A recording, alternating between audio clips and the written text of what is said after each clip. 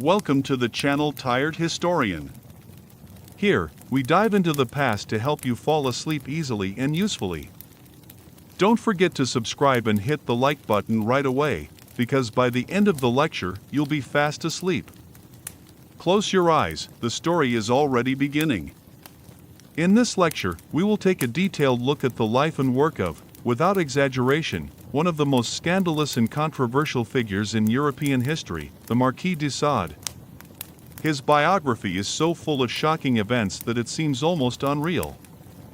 An aristocrat, philosopher, writer, politician, and prisoner whose ideas still spark fierce debates, de Sade not only broke social norms but systematically challenged the very foundations of morality and human nature, turning his life into one endless carnival of perversions and experiments.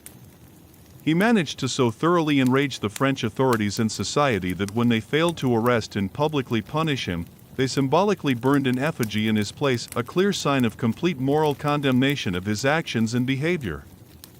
We will speak frankly about who he really was, a brilliant thinker, a sadist, a madman, or someone who dared to say out loud what others were afraid even to think. The birth of the Marquis.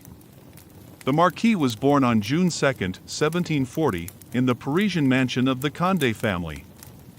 This luxurious building belonged to Prince Louis-François de Bourbon-Condé, one of the most influential and high-ranking aristocrats in France, a close relative of the royal family, and a person whose position at the court of Louis XV was extremely significant.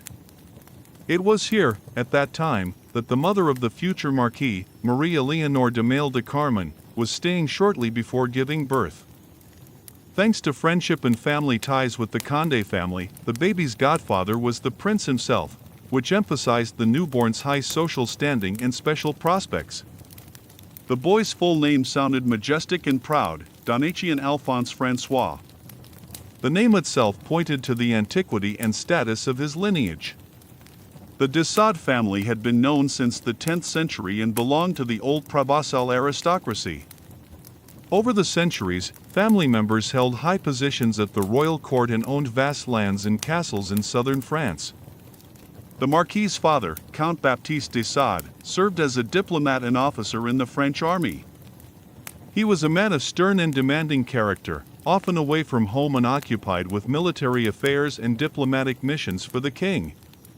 The father-son relationship was cold and formal, they rarely saw each other, and their communication was mostly strict instructions or disciplinary reprimands. His mother, in turn, was a woman completely immersed in Parisian high society life. Being a beauty and a lover of theaters and salons, she paid little attention to raising the children, preferring socializing in elite circles to domestic responsibilities. As a result, the first years of Donatien's life were spent under the care of nannies and servants. When the boy turned 4, his father decided to send him to his grandmother Marie de Sade at the family castle of Sommeil near Avignon. The grandmother was a deeply religious and strict woman, holding traditional views on upbringing. Her house was governed by discipline, strictness, and frequent corporal punishment, which, in her opinion, should instill obedience and respect for elders in the child. This harsh treatment from an early age created in young Donatien an inner protest and increased his reserve and stubbornness. At age 10, the family decided to entrust his upbringing to his uncle, Abbot Jacques-François de Sade. The reason was the father's belief that the strict religious upbringing and discipline for which the abbot was known would best help manage the boy's stubborn and disobedient character. His uncle was a severe, authoritarian man but highly educated and confident in the necessity of strict discipline and moral influence. He harshly suppressed any displays of willfulness or disobedience. The atmosphere in his castle was permeated with severity and moral pressure. The abbot punished Donatien for the slightest misbehavior, emphasizing the need for submission and humility. However, despite the external strictness, there was a paradoxical permissiveness connected to the family's high status. Servants and tutors did not dare report all of the young Marquis's misdeeds to the uncle, preferring to turn a blind eye. This combination of strict discipline with relative impunity contributed to forming deep inner contradictions in the child's character. Even then, relatives and caretakers began noticing the first oddities in his behavior. He was reserved and unpredictable, often showing outbursts of anger and irritability or, conversely, withdrawing into prolonged silence. His behavior grew more provocative. He showed contempt for rules and elders. Nevertheless, given the boy's noble birth, such manifestations were seen rather as temporary childish caprice than a serious cause for concern. By age 15, the Marquis de Sade fully realized his special social status and the practically unlimited freedom of action provided by his family's standing. The awareness of his own exceptionality and the absence of moral guidelines created fertile ground for the formation of radical and provocative views that would later become central to his life and work. Military service. In 1755, at age 15, the young Marquis left his uncle's home and entered an elite cavalry school designed specifically to prepare young nobles for service in the French army. This was a typical step for aristocrats of that time, as a military career was considered a mandatory part of any young nobleman's upbringing. For de Sade, service became more than a formality, it opened an entirely new world. In 1756, he was admitted to the prestigious Royal Light Cavalry Regiment, a position secured personally by Prince Condé, his influential relative and godfather. This appointment promised not only rapid career advancement but also the opportunity to experience complete independence from family restrictions. The life of officers in an elite cavalry regiment was filled with the diverse entertainments typical of young nobility of that era. Besides military drills and duties, they actively participated in balls, theatrical performances, mountain retreats, and frequented salons, where they mingled with members of high society. For the young Marquis, it was an atmosphere of absolute permissiveness and luxury, which he sought to exploit to the fullest. From his first days of service, Donatien showed a bold and provocative character. He openly demonstrated contempt for military discipline, neglected regulations, and often found himself in conflict with the command. For regular breaches of rules and refusal to obey orders, the Marquis was repeatedly punished with temporary house arrest or loss of privileges. However, thanks to the patronage of Prince Condé and his family's high status, these sanctions never had serious consequences. Despite disciplinary problems, his career progression was rapid. By 17 he earned the rank of junior lieutenant, and in 1759 he became a cavalry captain, taking command of a squadron of horsemen in the Royal Guard Regiment. This quick promotion caused envy and irritation among his comrades, who believed his career growth was due solely to family connections and patronage. Nevertheless, comrades and commanders described the Marquis as an extremely contradictory person. He possessed extraordinary courage and energy, but his tendency toward extravagance and blatant disregard for behavioral norms made him unpredictable and difficult to deal with. During the 7 Years' War, in which de Sade participated, he repeatedly showed exceptional fearlessness bordering on recklessness, eliciting admiration from some and irritation from others. The Marquis de Sade's scandalous behavior. Off-duty, he also sought to make a name for himself. He actively engaged in Parisian high society life, regularly attending balls and salons, drawing attention with provocative behavior. He openly flirted with married women, made daring and ambiguous compliments, and publicly expressed his sympathies without hesitation, shocking more conservative guests. His manner of communication was deliberately bold and provocative, often leading to conflicts and clashes with other young nobles. Moreover, these numerous conflicts frequently led to duels with officers and nobles offended by his daring remarks and antics. During his cavalry service, the Marquis repeatedly took part in such duels, demonstrating not only bravery but a desperate unwillingness to compromise. Each duel only strengthened his reputation as a fearless, daring man ready to go to extremes. Among Paris's high society, his frequent visits to brothels and public houses became a special subject of gossip. He did not hide his passion for risky pleasures, and his explicit adventures and relationships with actresses and prostitutes were often discussed in salons. The Marquis openly emphasized his indifference to public opinion, believing that any restrictions exist only for those who agree to accept them. It is worth noting that such entertainments were quite common among young officers of the time and even considered part of informal officer culture. Visiting brothels was seen as a demonstration of daring and masculine independence, as well as a symbol of belonging to the upper circles of the army environment. Nevertheless, the Marquis's provocative behavior stood out even against the fairly free morals of his peers, attracting particularly close attention and criticism from high society. Over the years of service, the Marquis accumulated many conflicts with his commanders, and at age 22 he decided to end his military career and leave the cavalry regiment. At that time, his father, Count de Sade, began thinking about his son's marriage, aiming to improve the family's unstable financial position and status through a beneficial alliance. The choice fell on a young woman, Pinèque de Tray, daughter of an influential Parisian official and lawyer with strong ties in high society and considerable wealth. Count de Sade was very pleased with this choice, considering the bride an ideal match who could provide financial stability and moderate his son's stormy character. However, Donatien himself reacted to the marriage coolly and without much enthusiasm, perceiving it as an inevitable social necessity. Interestingly, initially he paid attention not to Pinèque herself but to her younger sister, 16-year-old and Prosper Delaney. The girl had a striking appearance, a lively character, and a temperament close to the Marquis himself, quickly evoking his genuine interest and sympathy. Nevertheless, at the insistence of the family, especially his father and mother, the choice fell on the older daughter. This decision was purely pragmatic. Pinèque was older, considered calmer, more balanced, and more suitable for marriage to someone with such an unpredictable nature as Donatien.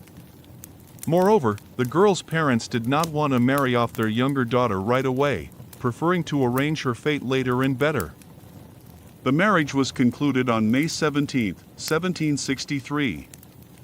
For Pinèque, it was her first marriage, and she sincerely hoped to build a harmonious relationship and a strong family with the Marquis. For Donatien, it was merely a formal fulfillment of parental demands and an opportunity to stabilize the financial situation. The Marquis did not intend to change his lifestyle and immediately made it clear that the marriage would not force him to give up his former habits and pleasures. After the wedding, Pinèque moved to her husband and settled in the family estate. Very soon, it became clear that the young wife felt sincere attachment and respect for her husband. She tried to be attentive and patient, turning a blind eye to his whims, avoiding conflicts, and creating a cozy home atmosphere, hoping to gradually soften his harsh and flamboyant character. However, Pinèque's sister, the variant who initially attracted the Marquis's sympathy, played a significant role in their family life. She regularly visited them, which did not go unnoticed by those around and quickly gave rise to numerous rumors and intrigues. The 16-year-old girl turned out to be much closer to the Marquis in character and temperament than Pinèque, which immediately caused tension and jealousy in family relations.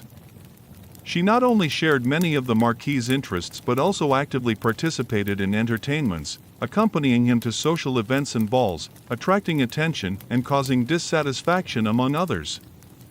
Gradually, her presence gave pleasure to Donatien himself, who clearly found a kindred spirit in her and perceived her as a close person capable of understanding and accepting his peculiarities and habits.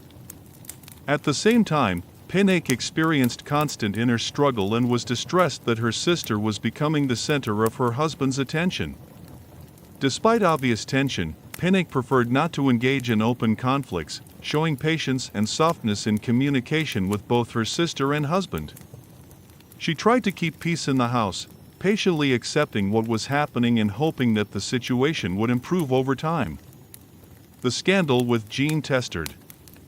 However, just a few months after the wedding, the Marquis de Sade found himself at the center of his first major scandal, which gained wide publicity and became the starting point of his public reputation as a man who crossed all boundaries of the permissible.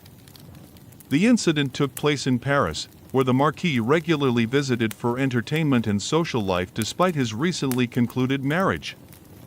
During one such visit, while strolling through a busy district in the evening, he noticed a young prostitute named Jean Testard, known in those circles by the nickname Little Angel, was invited by the Marquis to a small mansion he had specially rented for meetings and entertainments away from the eyes of his family and society. By agreement, he paid Jean 2 Louis d'Or, a fairly large sum, which by modern calculations is about €1,000. However, once the girl was inside the house, the Marquis's behavior suddenly changed. He began to demand from her unnatural acts by the moral standards of that time, specifically, anal sex. In 18th century France, this act was classified as sodomy, a grave crime punishable by severe penalties such as imprisonment, forced labor, or even the death penalty. Jean categorically refused to comply, explaining her decision by deep religious conviction and fear of possible moral and legal consequences. She insisted it was a grievous sin that she would never commit. The refusal caused the Marquis extreme irritation and anger. According to preserved documents and her testimony at interrogation, de Sade took a crucifix he had brought with him and began using it in acts that were blatantly blasphemous and sexually explicit. He threw the crucifix to the floor, stepped on it, and committed obscene acts. He also demanded that Jean spit on him, step on the cross, and perform sexually humiliating gestures with it, all accompanied by rude mockery of religion and sacred symbols. During interrogation, Jean described the events in detail. He gave me the crucifix and demanded that I spit on it, trample it with my feet, and insult the Lord.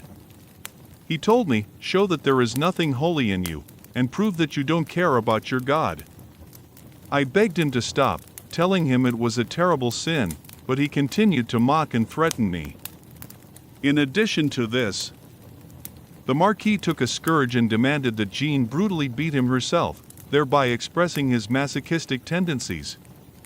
When she again refused, de Sade drew a rapier and pistol, aimed the weapons at her, and threatened her, forcing her to comply with all his demands. After spending time together, Jean left the Marquis's mansion and immediately went to the police station to file an official complaint detailing the entire incident. Arrest of the Marquis de Sade. On October 29, 1763, shortly after Jean's statement, the police arrested the Marquis de Sade.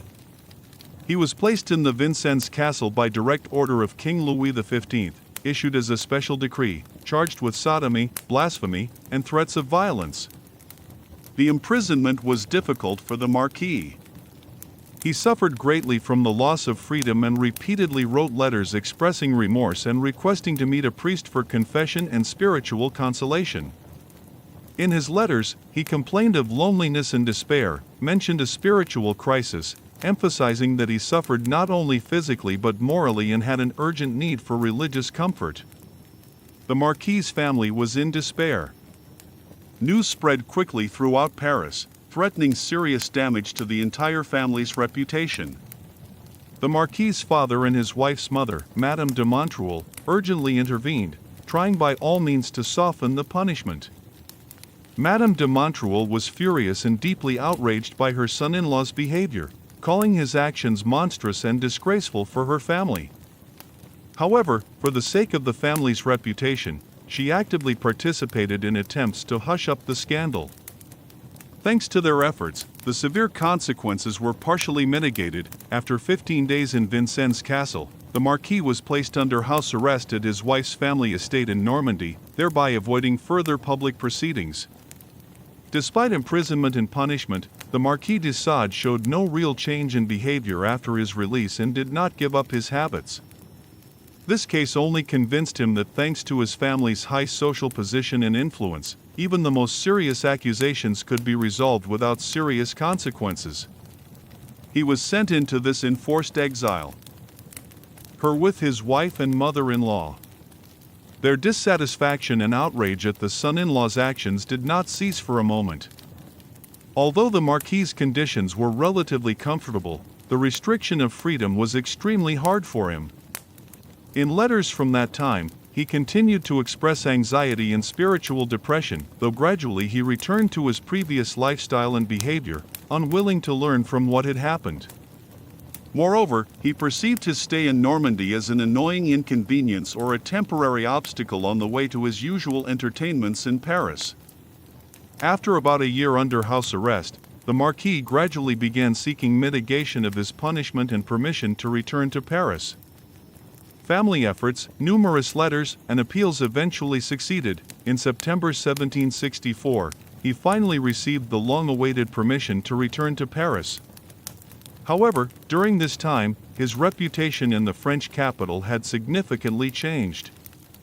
The scandal with Jean Testard was widely discussed in high society salons, and many were outraged, causing most of the aristocracy to gradually turn away from the Marquis, considering him a too risky and scandalous acquaintance. Upon returning to the capital, de Sade did not become more cautious. On the contrary, he resumed his dissolute lifestyle with even greater confidence. He quickly fell back into the old rhythm of entertainments and meetings with prostitutes, once again attracting increased attention from the police and public. The police focused particular attention on the Parisian Marais district, known for its establishments of questionable reputation, which the Marquis especially loved to frequent. Parisian authorities carefully monitored his every step and soon after his return to the capital began actively warning brothel owners and business operators about de Sade's presence, strongly recommending that they refuse him service. Thus, the authorities tried to prevent repeated loud scandals and conflicts. This lifestyle, the Marquis' uncompromising nature, and absolute unwillingness to follow any social rules and norms soon led to his next loud scandal, which was much more serious than the previous one and became the cause of the first major court trial. Rose Keller. Paris, April 3, 1768. On Easter Sunday, the Marquis appeared at Place des Victoires in Paris, where he met a 36-year-old widow named Rose Keller. The woman had recently lost her husband, who had worked as a baker, and found herself in extremely difficult financial circumstances. Forced to look for part-time work or charity, she became easy prey for de Sade. Presenting himself as a simple nobleman, he offered her a job as a housekeeper in a country house with a promise of decent pay. The unsuspecting Rose agreed and went with him to a small town near Paris where the Marquis had rented a secluded house. Upon arriving, the widow realized she had fallen into a trap. According to her later testimony, de Sade locked the door and ordered her to undress completely. When Rose refused, he began to demand submission rudely and threateningly. The Marquis then tied her with ropes and fastened her to a bed, after which he began cruel and humiliating acts. He inflicted painful blows with rods and a metal whip, leaving marks and wounds on her body. In addition, de Sade poured hot wax from candles onto the woman, causing pain and burns. For several hours, Rose Keller endured these brutal tortures accompanied by threats of murder. According to the Marquis' own words, he constantly repeated that if she tried to scream or resist, he would kill her on the spot. The woman was so frightened that at one point she began begging him to release her, promising not to tell anyone about what had happened. After some time, taking advantage of a moment when de Sade was distracted and left the room, Rose managed to untie the ropes, rushed to the window, and despite the risk, jumped outside. Once on the street, she immediately began calling for help. Local residents heard her and provided first aid and took her to the authorities. The woman promptly reported to the police, filing a detailed complaint describing the cruelty and threats. The police immediately began an investigation. On April 4th, the day after the incident, Marquis de Sade was arrested and taken into custody. At first, he was placed in the Château de Saumur, then transferred to a Paris prison where he spent several months awaiting trial. The de Sade family, upon learning what happened, rushed to intervene, trying to avoid scandal and serious consequences. His mother-in-law, Madame de Montreuil, immediately went to Arcis to settle the matter with the victim, offering her a significant sum of money in exchange for withdrawing the complaint and stopping the case. Rose Keller, experiencing financial need and psychological pressure, agreed to retract her statement. However, the case could no longer be quietly buried, and the trial continued. Despite the victim's withdrawal, the trial began in June 1768. During the process, de Sade attempted to justify himself by claiming that Rose had initially agreed to the acts proposed by him. The Marquis insisted that no violence had occurred and that all his actions were part of an agreement with the woman. He also accused her of mercenary motives, claiming she tried to slander him for extortion. However, witnesses, medical examinations, and especially the numerous injuries on the woman's body spoke against the Marquis. The case was so high-profile that it was widely discussed even among ordinary citizens, making de Sade's reputation irreparably scandalous. Nevertheless, thanks to the active intervention of his family and the influence of their high-ranking acquaintances, the court issued a comparatively mild sentence. The Marquis was fined 100 livres, ordered to compensate the victim, and exiled to his family estate Lacoste in Provence, where he was to remain under strict house arrest until further orders. Life in exile. The Marquis de Sade spent several years at the family estate Lacoste under strict house arrest. Despite the enforced isolation, this period turned out to be surprisingly rich and creatively productive for him. At his castle, the Marquis actively engaged in literature and theater. He wrote plays himself, hired actors, and organized regular private performances that attracted close friends and acquaintances. Besides theatrical productions, he wrote extensively and maintained a broad correspondence discussing not only personal matters but also philosophical, literary, and even political issues that concerned the educated society of the time. De Sade's family life was also marked by important events. By this time, he and his wife already had 3 children, all raised at home in Lacoste under the supervision of governesses and tutors specially hired by the family to ensure proper education and care. However, despite the apparent family idyll, another scandal was brewing in the Marquis's personal life, caused by his relations with his wife's 19-year-old sister, and Prosper. The young woman frequently visited the castle, and their overly close relationship quickly became the subject of gossip and family correspondence. Letters from that time openly discussed and condemned their relationship, which many contemporaries believed went far beyond mere familial ties. In particular, and in her letters, sometimes written with dramatic frankness, hinted at passionate feelings for the Marquis, calling him irresistible and the only passion of her life. Reciprocating gestures from the Marquis, such as attention, expensive gifts, and granting leading roles in home theatrical performances, only fueled rumors of a romance, which caused growing dissatisfaction from his wife's mother. In letters, she expressed deep indignation and concern, calling the relationship scandalous and unacceptable, lamenting that the son-in-law's behavior could irreparably damage the family's reputation. Nevertheless, thanks to the constant intervention of Madame de Montreuil, the Marquis managed to significantly soften the terms of his house arrest. Madame actively used her influence and connections, appealing directly to high-ranking officials and members of the province parliament to obtain leniency for her son-in-law. Thanks to these efforts, the Marquis gradually gained the right to leave the estate and once again move freely across France. By early 1772, the Marquis de Sade regained relative freedom of movement. He traveled, visiting cities in southern France, including Marseille and Lyon, meeting acquaintances, making new connections, and preparing for new literary and theatrical projects.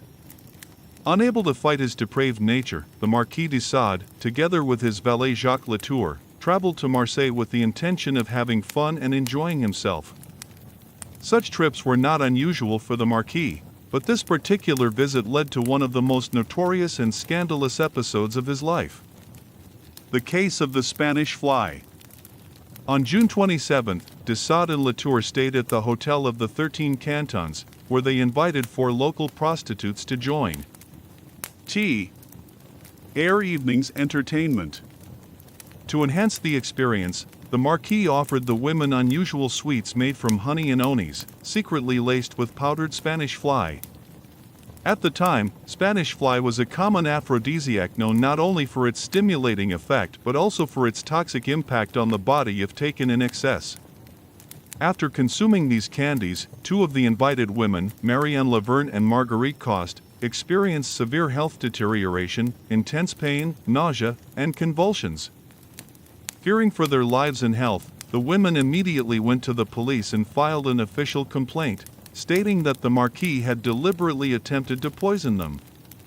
They described the evening's events in detail, claiming that the hotel hosted an orgy accompanied by unconventional sexual practices considered criminal at the time. De Sade and Latour used rods, whips, and other instruments to intensify sensations, which led to accusations not only of poisoning but also of cruelty. Moreover, during the investigation, it was discovered that the Marquis also had an intimate relationship with his valet, which, under the laws of the time, was a crime punishable by death. The trial on this case was arranged very quickly and caused a huge public outcry. Marseille authorities, outraged by de Sade and his servants' behavior, decided not to wait for their arrest and trial, as the accused realized the severity of the situation and hurriedly fled the city. On September 12, 1772, in the absence of both the Marquis and his valet, the court sentenced them to death in absentia. As a mark of extreme public indignation and a symbolic execution of the verdict, their effigies were publicly burned in the central square. Realizing the danger in time, the Marquis fled Marseille immediately and headed straight to Savoy, hoping to hide from French justice. His devoted wife actively assisted him, secretly organizing his relocation and supplying him with money and necessary information on how to evade authorities. However, by this time, the Marquis's mother-in-law, Madame de Montreuil, had completely lost patience. After all previous scandals, and especially after the latest incident in Marseille, she no longer intended to protect her son-in-law. On the contrary, she considered his actions criminal and disgraceful to the entire family and actively joined the fight against him.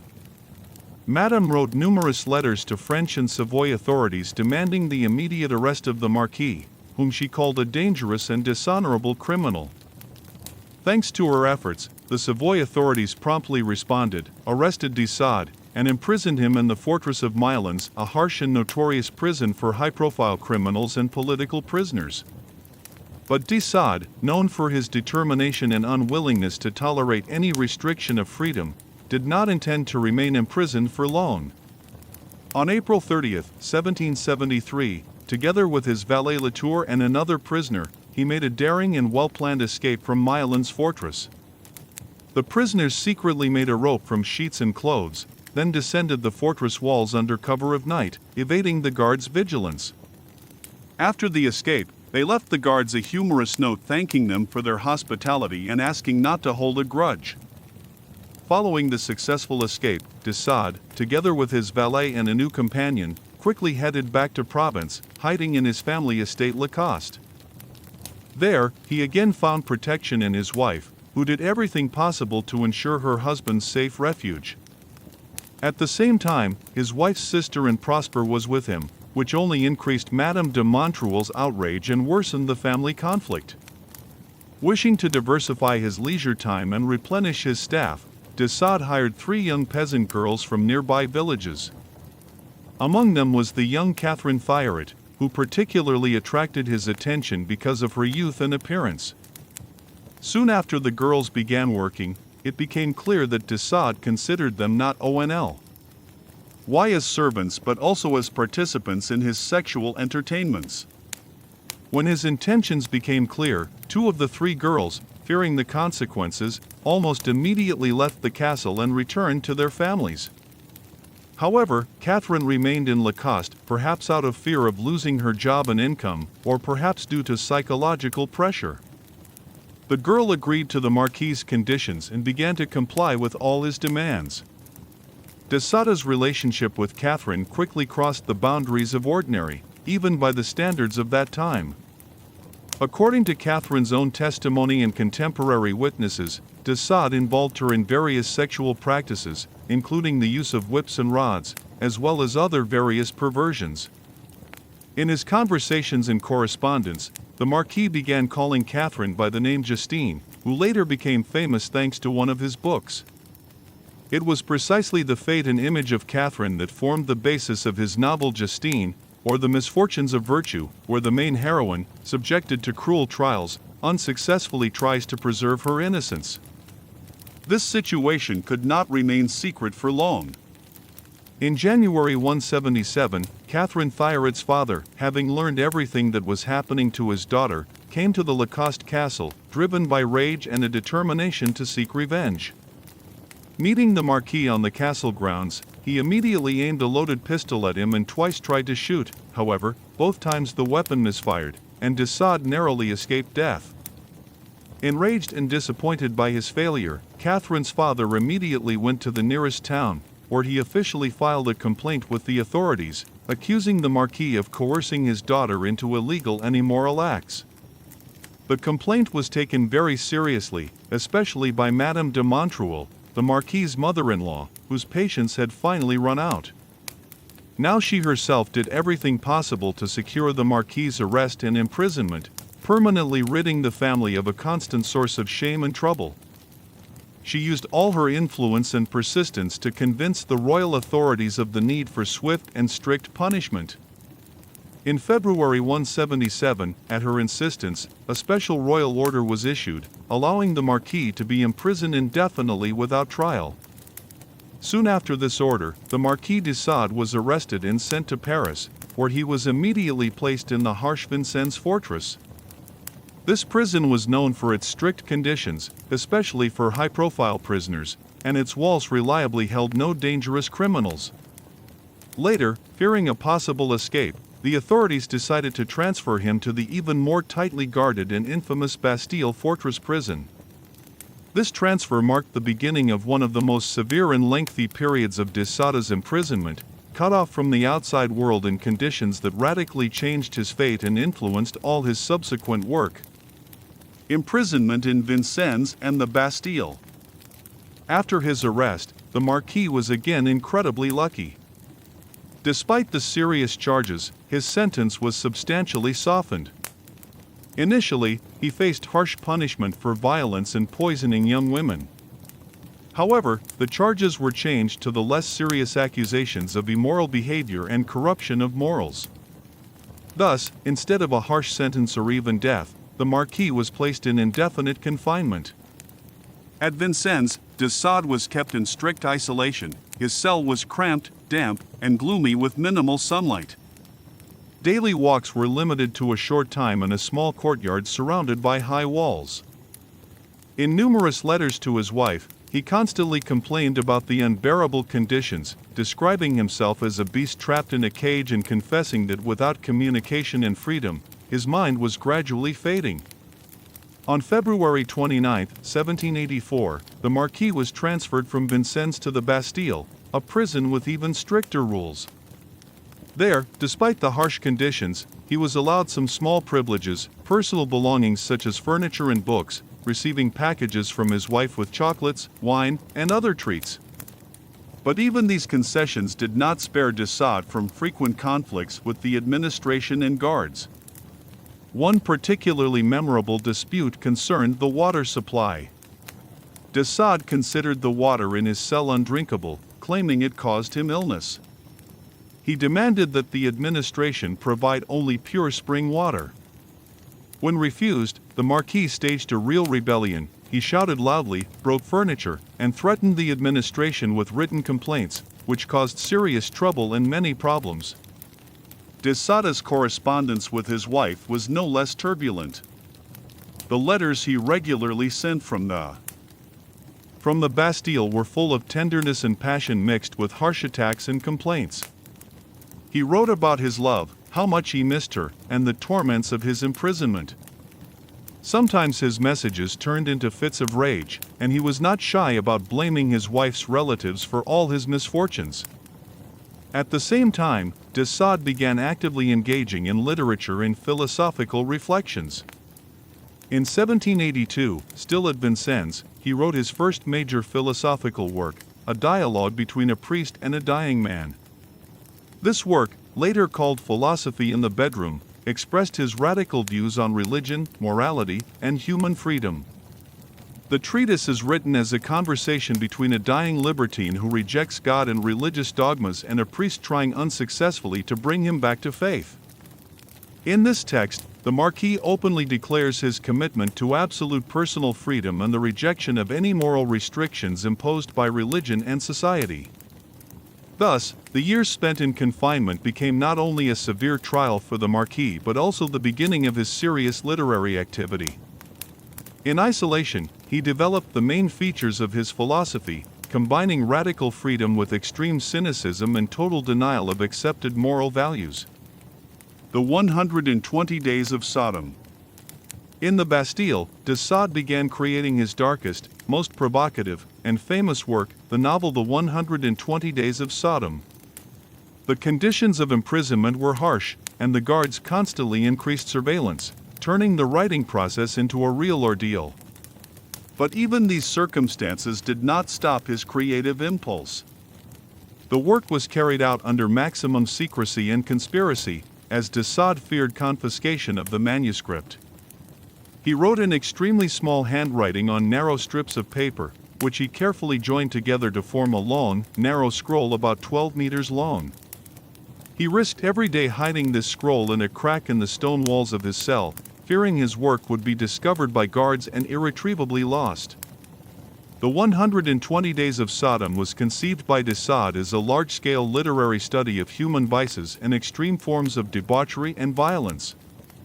The novel tells of 4 influential and immoral libertines who seclude themselves in a remote castle for 4 months to indulge in the most horrifying and sadistic pleasures free from any moral or social constraints.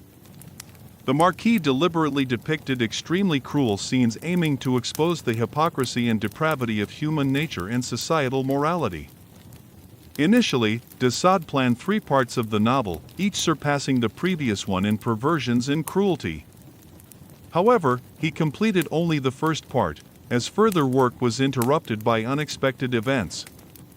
On April 27, 1789, serious popular unrest began in France. Fearing the escalation of disturbances and possible attacks on the fortress, Bastille's leadership decided to tighten security measures. As a result, the prison commander informed de Sade that he would no longer be allowed to freely walk the fortress towers, although previously the Marquis had been permitted to leave his cell for walks and rest. This sudden restriction outraged de Sade, who, with his usual recklessness and flair for provocation, decided to take revenge on the commander. Arming himself with a tin tube as a megaphone, he stuck his head out of the cell window and began loudly shouting that prisoners were being beaten and killed in the Bastille and that he himself was about to be executed without trial or investigation. These hysterical cries quickly attracted the attention of passers-by, and soon a huge angry crowd gathered outside the fortress demanding explanations and the release of prisoners. The prison administration was forced to urgently take measures. This incident led to de Sade being declared dangerous and insane almost immediately, after which a decision was made to transfer him to the Charenton Asylum. The Bastille leadership thus rid themselves of a scandalous and unpredictable inmate who constantly caused problems. The manuscript remained hidden in the wall of his Bastille cell and was discovered only after the fortress was stormed. A young man named Arnaud Dessagne found the hidden scroll, preserved it, and transported it to Provence. For a long time, the manuscript was kept by him and passed from hand to hand. The novel was first published only in 1904, long after the Marquis' death. An interesting fact is that in 1975, the famous Italian director Pier Paolo Pasolini made a film based on the novel. The film caused enormous scandal and mixed reactions from audiences and critics alike. Pasolini himself explained his work as an attempt to show the destruction of morals and the decay of society's values through the lens of cruelty and absolute degradation. Pasolini was brutally murdered under mysterious circumstances, which sparked numerous rumors and speculations about a connection between his murder and his scandalous film. I had the chance to read this book and honestly, it was the most vile and disgusting thing I have ever seen or read. Compared to this novel, even the recent film Substance seems like a children's tale. Ironically, if Marquis de Sade had shown a bit more patience and restraint, his fate could have turned out very differently. The storming of the Bastille. Only 12 days after he was transferred from the Bastille to the psychiatric hospital, on July 14, 1789, the Parisians stormed the fortress and freed all the prisoners. It turns out that if the Marquis had not caused a loud scandal earlier and had remained in the Bastille, he would have been freed much sooner. Nevertheless, the revolutionary events gradually opened the doors to freedom for him. On April 2, 1790, the National Assembly repealed the infamous royal ordinances on arbitrary arrests. Thanks to this, de Sade was officially released and left the Charenton Asylum, returning to a completely different world. First steps in freedom. The first steps in freedom were difficult for the Marquis. He left imprisonment a very different man, noticeably older, weakened, and significantly overweight. In letters from that period, he sadly and even irritably noted that he looked like an overfed country priest and moved with great difficulty. His financial situation after release was catastrophic. Due to revolutionary upheavals, chaos, and confusion, his name was mistakenly included on the list of émigrés, which led to the confiscation of part of his property and a significant portion of the income from his ancestral lands. In a desperate attempt to stabilize his situation, he had to sell his family estate Lacoste. From then on, he was forced to live in very modest conditions, entirely dependent on a small and irregular financial aid from his former wife. Changes in personal life. During this difficult period, serious changes occurred in his personal life. His wife, tired of many years of scandals and endless worries, decided after his release to sever all relations with him. She left secular life, choosing a path of strict religious asceticism, and retired to a convent where she spent the rest of her days. The Marquis took this separation extremely hard, as for many years she had been his only faithful ally and support through all life's upheavals. Relations with his children were also broken. His eldest son, Louis Marie, openly and demonstratively turned away from his father, cutting all communication and calling his behavior a disgrace to the family. The younger son, Donatien Claude Armand, also preferred to keep his distance, trying to preserve his reputation in the changed world. His only daughter, Madeleine, was in the hardest position. Society did not accept her because of her father's scandalous fame, and she was forced to live a secluded and lonely life, enduring constant loneliness and emotional suffering. New relationship. Soon after his release, Marquis de Sade met a young actress named Marie Constance.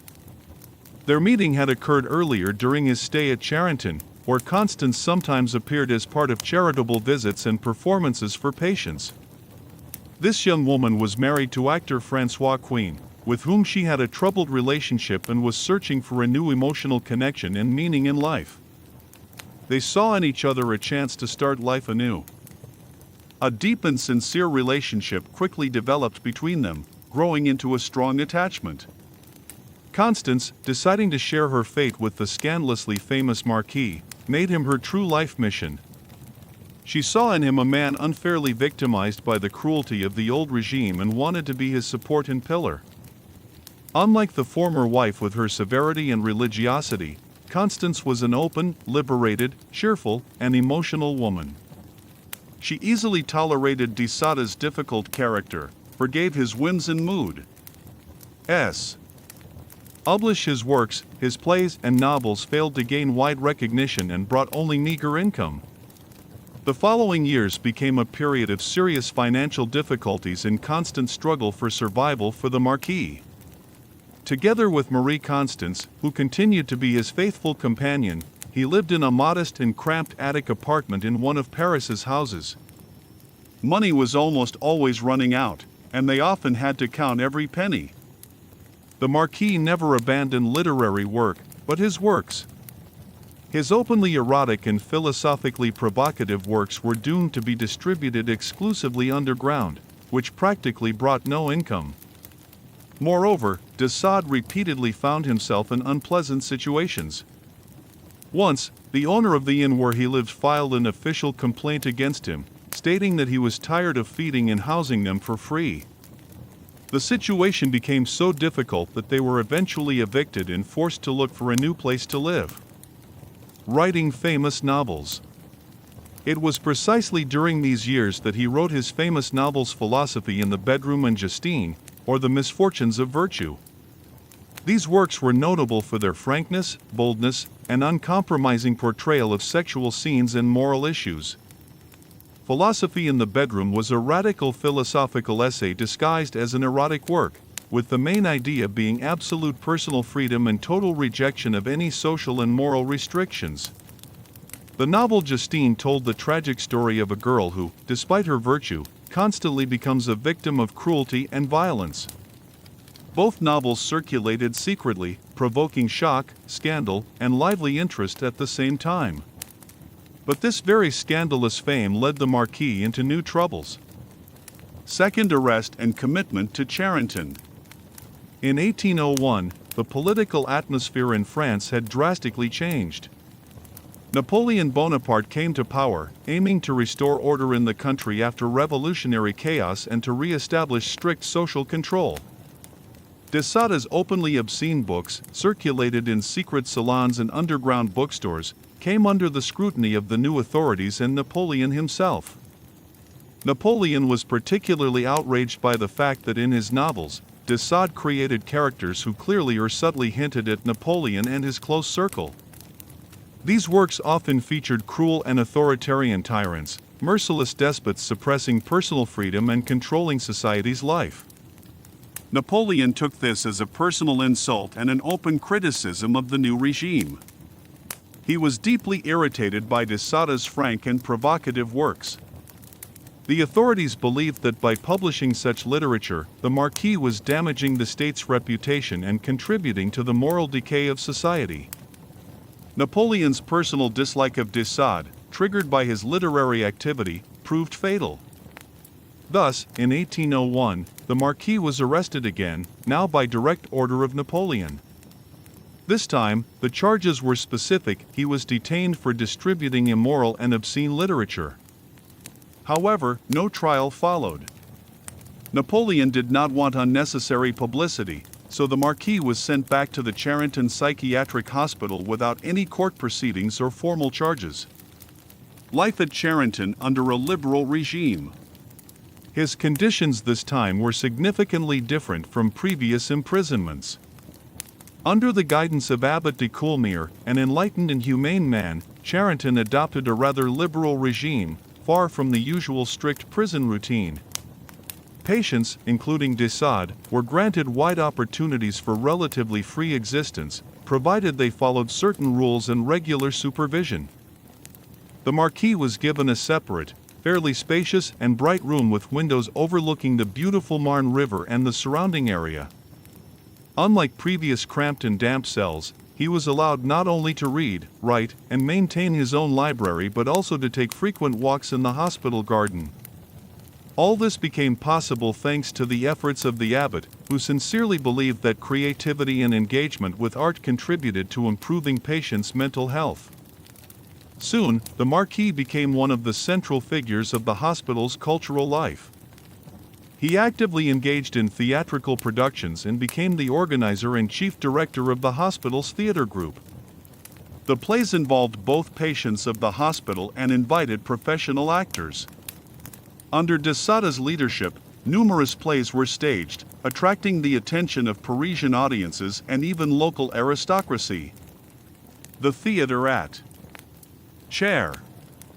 Injurious to morality and public order.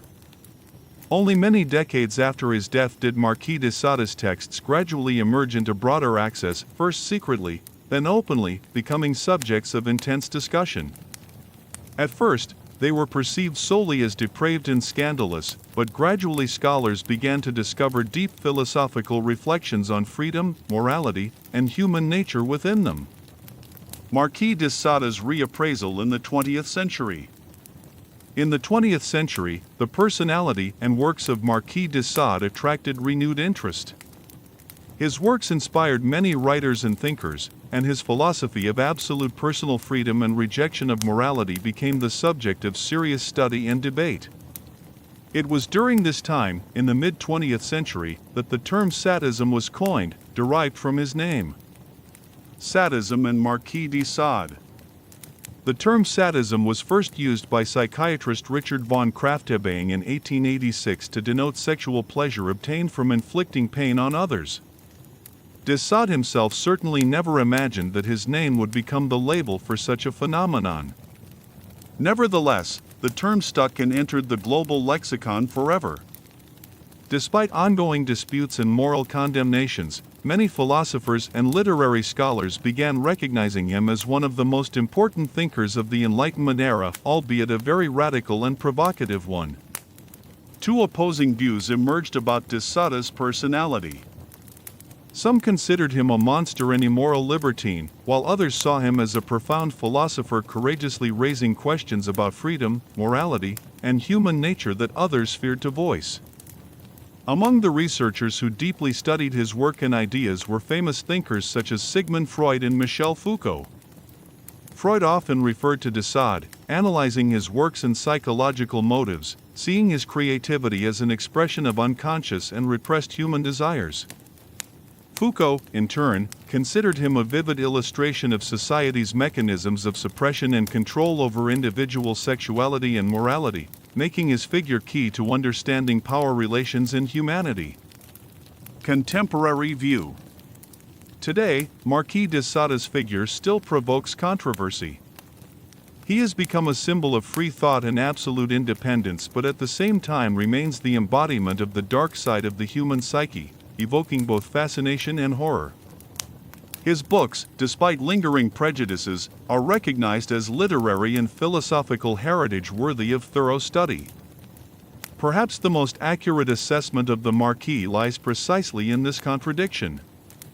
He was a man unafraid to explore the limits of the permissible but paid an incredibly high price for his courage and frankness, complete societal rejection, many years of imprisonment, and the eternal stigma of immorality. He remains in history as an ambiguous, contradictory, and remarkably vivid figure, continuing to provoke debate, fear, and admiration centuries after his death. Conclusion. What do you think about Marquis de Sade's personality? Was he a brilliant philosopher or an immoral monster? Share your opinion in the comments. Thanks for watching. If you found this interesting, please like, subscribe to the channel, and hit the bell to not miss new lectures and videos. See you next time.